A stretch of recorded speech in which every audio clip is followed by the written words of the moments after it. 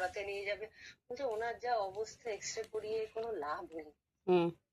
এবার কালকে এক্সরে করানোর জন্য দত্ততে গিয়ে বলা হয়েছিল, এবার দত্ত বলল ঠিক আছে, বিল করার সময় এসে আগে জানিয়ে যাবেন যে পেশেন্ট আনতে যাচ্ছেন। ওই বড় বড় সুজির বিস্কুট গুলো কালকে এক প্যাকেট এনেছিলাম, আমি খা। আমি এই বিস্কুট খাই না, কিচ্ছু না, সিম্পলি তোদের মতো তেঁদর গুলোকে এক সপ্তাহ না খাইয়ে ফেলে রাখছে। তুই কি এখন বেরোবি আবার রান্না বান্না করে? হ্যাঁ যাবো। সবার বিবেক বুদ্ধি সমান হয় না, দিন শেষে বাবা মা নেই, কেউ নেই, ভাই বোন কেউ নেই, ভালো থাকুক, যাতে ডিস্টারবেন্সটা ক্রিয়েট হয় না, অভাব থাকে খালি, ওটা মিটে গেলেই দেখবি মন শান্তি হয়ে গেছে।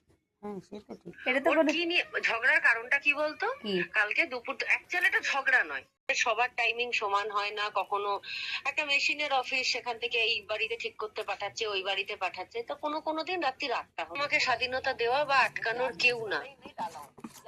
হ্যাঁ, এটা অভিজিৎ বললেও আমি বলি এটা।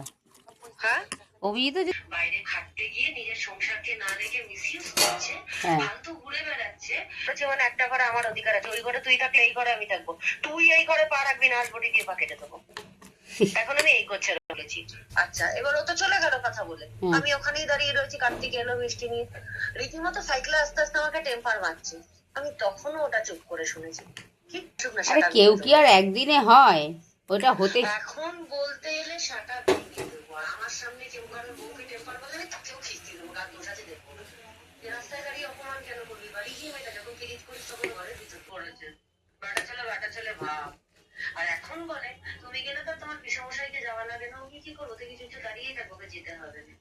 দেখেছিস মত আমাকে বিয়ে করার কথা সুফল আছে, আমার চয়েসে করবো, তোর পছন্দ মতো, তোর মেয়ে টিভি দেখতে পারবে না, জোরে টিভি দেখা যাবে না, তাহলে বাচ্চাটা কি করবে, কথাও বলবে না, ওগুলোকে মেরে ফেলো, তাই তো আর তুমি মিলে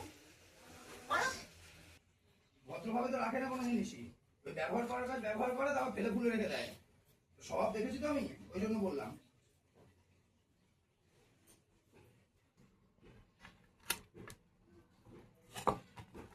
মোটরের টাকা জোগাড় করা হয়ে গেছে।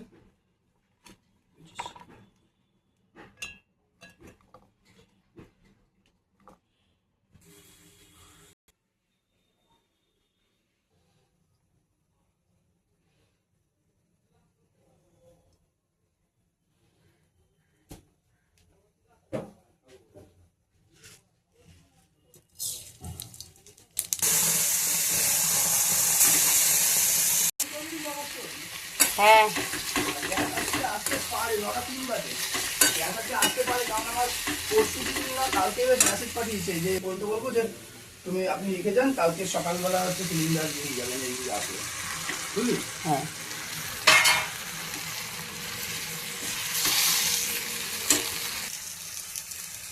সকালবেলায় কি বানাবি? হয়ে গেছে, চলো নামিয়ে দেবো।